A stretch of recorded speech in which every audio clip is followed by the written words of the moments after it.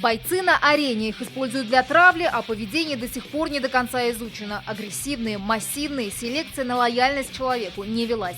Именно 12 таких пород попали в список потенциально опасных. Бульдоги, бульный кут, бандок, питбуль-массив и все породы, которые вывели путем скрещивания волка и собаки.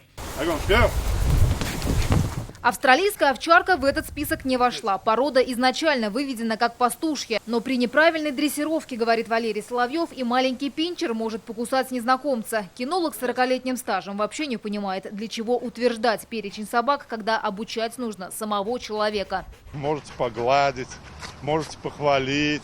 Нет опасных пород. Есть неправильно воспитанные собаки. Сильно покусать может и маленькая собачка-баллонка. Все зависит от воспитания, от дрессировки. Старается собака.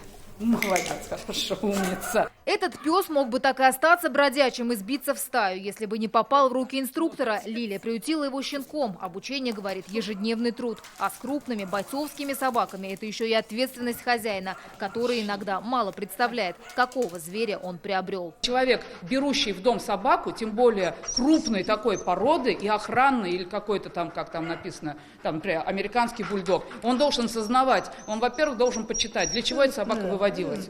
Значит, у него должна быть мера ответственности своя, что он должен, конечно, не представлять опасности для окружающих.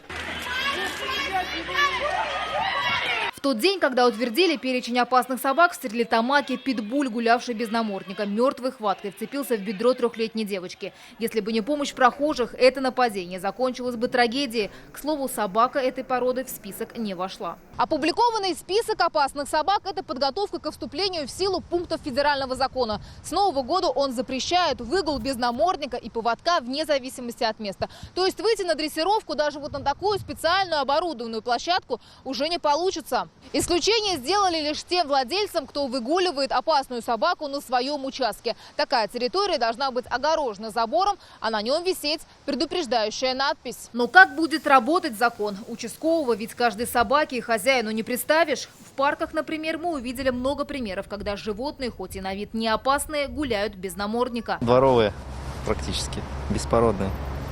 То есть без намордника выходите?